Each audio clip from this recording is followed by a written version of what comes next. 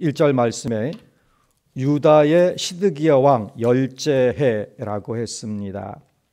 역대하 36장 11절을 보게 되면 시드기야가 11년 동안 다스리며라고 기록을 하고 있습니다. 그러므로 이 예언이 하나님께서 예레미야에게 주시고 또 선포된 그 시기는 남유다가 멸망하기 바로 직전의 해라 하겠습니다. 시기상으로는 채 1년이 남지 않은 그 시기, 우리야 1년 전임을 알겠지만 그 당시야 얼마일지는 알 수 없는 거겠죠.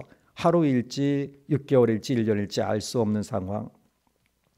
바벨론의 대군이 이스라엘을, 즉 남유다를 공략하여 와서 예루살렘 성을 오랫동안 둘러싸고 있는 그 시기입니다.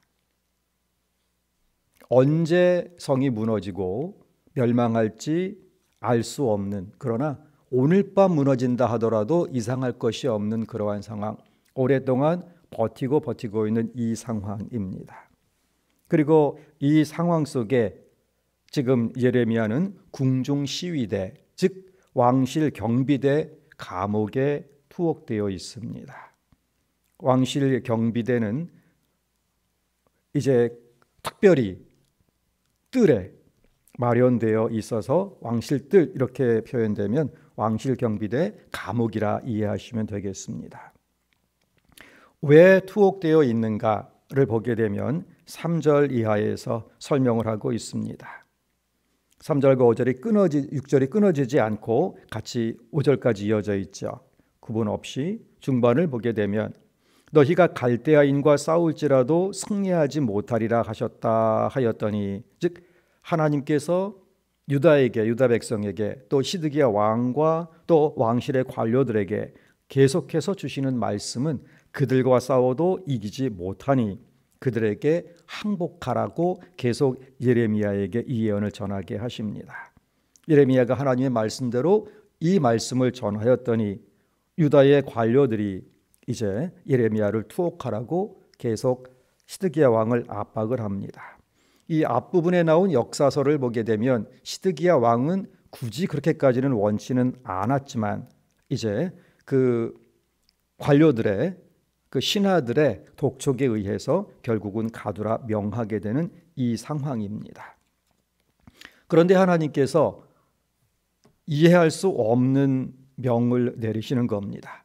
나라가 언제 망할지, 오늘 망할지 내일 망할지 모르는 상황, 더군다나 이제 혼란 속에서 감옥에 갇혀 있는 이 예레미야에게 그 사촌이 와서 자기 밭을 사달라고 하는데 그 밭을 사라고 하시는 하나님의 뜻을 그 마음에 주시는 겁니다. 이제 한 사람이 물려받은 그 토지를, 그 유산을 감당할 능력이 없어서, 즉 많은 빚을 져서 그 유산이 팔려가게 될 때, 그 토지가 팔려가게 될 때, 특별히 이제 자기 지파가 아닌 다른 지파에게 빚을 지고 팔려가게 되거나 아니면은 이방인에게 큰 빚을 져서 결국은 갚지 않게 되면 노예로 팔려가게 될 때에 이것을 가까운 친척의 가까운 순번대로 이렇게 대신 사주는 제도가 있죠. 고엘 제도. 여기에 따라서 그래서 기업을 물을 자라고 우리는 번역을 하고 있죠. 이제 그 순번이 아마 앞에 몇 명 있는지는 알 수가 없지만 예레미야에게 와서 그 밭을 사달라고 간청을 하게 됩니다. 그것을 거부하게 되면 그 다음 순번 사람에게 또 가게 되는 것이죠. 이 말씀을 읽을 때마다 생각을 하게 됩니다. 나라면 이걸 사줄까?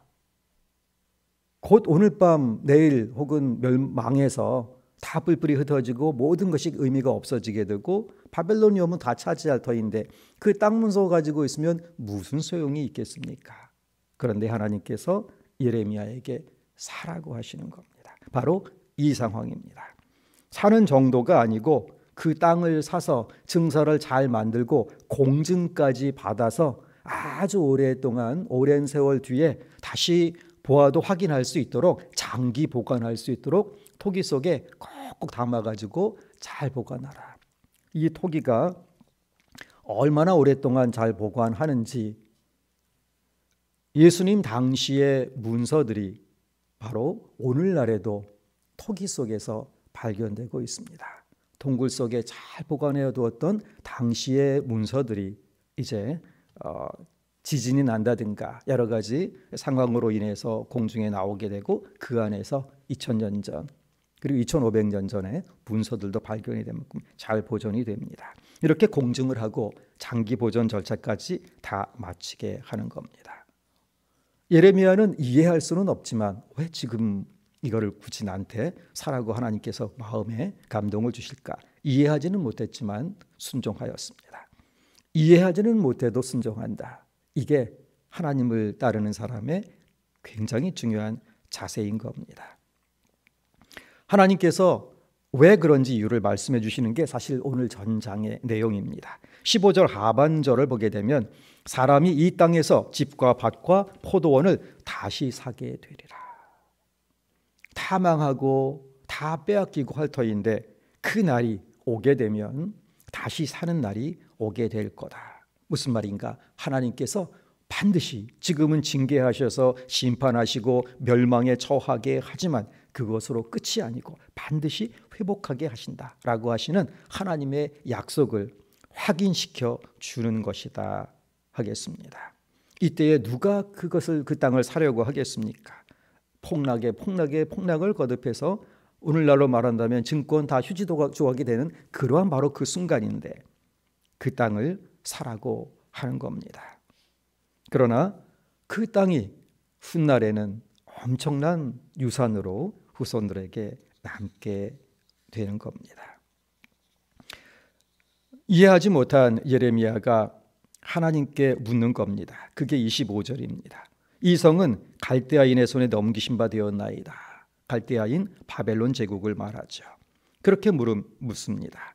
하나님께서 말씀하십니다. 31절을 보게 되면 이 성이 건설된 날부터 오늘까지 나의 노여움과 분을 일으킴으로 내가 내 앞에서 그것을 옮기려 하노니. 오랫동안 누적된 죄악으로 인하여서 하나님께서 심판하시는 것이다. 그러나 하나님의 뜻은 단지 멸망이 아니고 이스라엘, 유다 이 백성을 이 징계를 통하여 새롭게 하시고 회복하실 계획을 가지고 계신다. 그것이 37절의 말씀입니다. 하반절을 보게 되면 그들을 모아들여 이곳으로 돌아오게 하여 안전하게 살게 할 것이라. 38절 함께 읽겠습니다. 그들은 내 백성이 되겠고 나는 그들의 하나님이 될 것이며. 다시금 하나님께서 회복하신다. 우리 앞에 25장, 27장 계속해서 70년 후에는 하나님께서 회복시켜 주신다. 그 말씀과 같은 맥에서 보겠습니다. 반드시 회복시킬 것이다. 그러므로 그 땅을 사두어라 라고 말씀하시는 거죠. 반드시 포로에서 돌아오게 하실 것임을 이것을 통하여서 분명하게 깨닫게 하여 주시는 겁니다. 징계에 의하여서 바벨론에 둘러싸여 있고 곧 멸망을 앞둔 그때에 그리고 멸망하여서 포로로 잡혀가게 될지라도 하나님께서 반드시 회복시켜 주신다. 그래서 쓸모없어 보이는 이 토지 증서가 반드시 그 효력을 발휘하는 날이 오게 될 것이니 안심하고 이것을 사서 백성들에게 하나님께서 분명하게 회복시키신다는 증표를 네가 보여라. 내가 있는 돈, 내가 가지고 있는 돈 다 투자해가지고 그것을 보여라 하시는 겁니다. 어떤 어려움에 처한다 할지라도 믿음이 있는 사람, 꿈이 있는 사람, 소망이 있는 사람에게 현재의 고난의 시간은 미래 회복의 때를 위한 가장 효과적인 투자의 시기인 겁니다. 천국을 위한 가장 좋은 투자, 주님 나라 이루실 때에 모든 만물을 회복하실 그때에 그 날을 바라보는 가장 좋은 투자, 내 재물을 썩을 이 땅이 아닐 하늘에 쌓는 것이고 내 시간을 허무하게 지나가는 이 세상이 아닌 하나님께 바치는 것임을 기억하며 오늘 하루 주님 앞에서는 우리가 될 수 있기를 소원합니다. 우리 함께 사명자 대회 공동 기도문으로 함께 기도하겠습니다. 전지전능 무소부재하신 성삼위 하나님, 첫째, 비정상적 비대면 시대를 초래한 코로나19 사태가 종식되게 하시고 코람데오 신앙과 예배가 온전히 회복되게 하옵소서. 둘째, 나보다 남을 배려하는 신행일치의 삶을 사는 그리스도인이 되게 하옵소서. 셋째, 이 시대의 이상을 따르지 않고 고난당하신 그리스도를 본받아 흰옷 입은 참 성도 되게 하옵소서. 넷째, 전능하신 하나님의 능력으로 가정 일터가 회복되게 하시고 불신자와 소외된 이웃을 인도하는 나침반의 사명을 감당하는 서울교회 되게 하옵소서. 다섯째, 자유민주주의 국가로 복음화된 통일조국 이루어 세계 복음화의 모퉁이 돌이 되는 대한민국이 되게 하옵소서. 여섯째, 하나님의 목회를 감당할 담임 목회자를 보내주시어 목자 잃은 양들과 이 세대를 이끌어가게 하옵소서. 주 예수 그리스도의 이름으로 기도합니다. 아멘. 오늘은 6번째 기도 제목을 붙들고 한 번 더 기도합니다. 하나님의 목회를 감당할 담임 목회자를 보내주시어 목자 잃은 양들과 이 세대를 끌어가게 하옵소서. 그리고 더하여 기도합니다. 교회 예배당을 회복하였으나 나머지 절차 또 하나님의 권능 가운데 은혜 가운데에 신속하고 아름답게 회복되게 하여 주옵소서.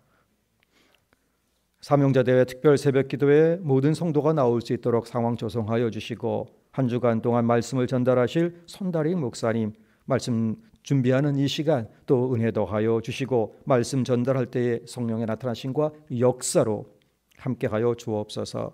이 나라의 민족 오늘도 붙들어 주시고 우리의 자녀선 그리고 환우를 하나님의 은혜 가운데 인도하시고 치유하여 주시옵소서. 오늘 코람데오 하나님 면전에서 하나님을 기쁘시게 하는 삶을 살 수 있도록 저희를 또한 붙들어 주옵소서. 이 제목으로 합심하여 기도하겠습니다.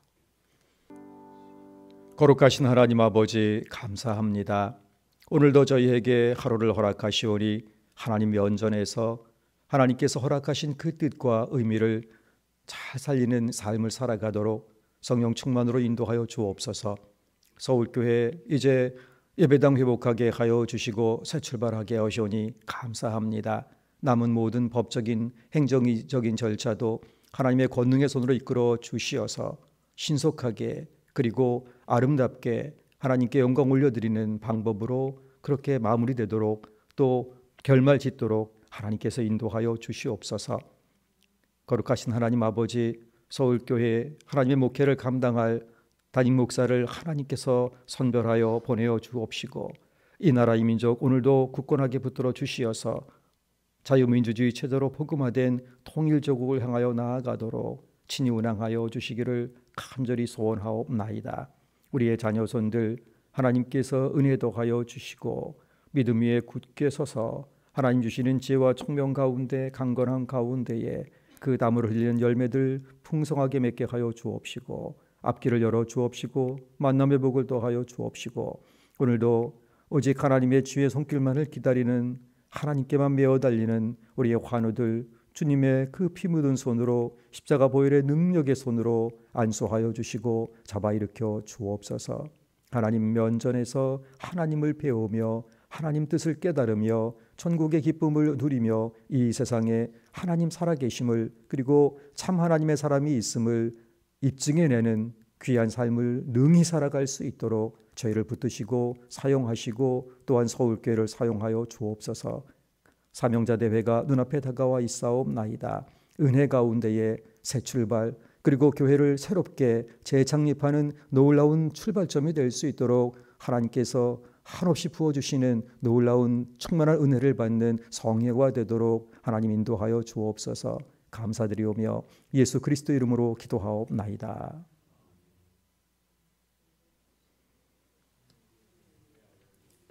아버지의 이름을 거룩하게 하시며 아버지의 나라가 오게 하시며 아버지의 뜻이 하늘에서와 같이 땅에서도 이루어지게 하소서. 오늘 우리에게 일용할 양식을 주시고 우리가 우리에게 잘못한 사람을 용서하여 준 것 같이 우리 죄를 용서하여 주시고 우리를 시험에 빠지지 않게 하시고 악에서 구하소서. 나라와 권능과 영광이 영원히 아버지의 것입니다. 아멘.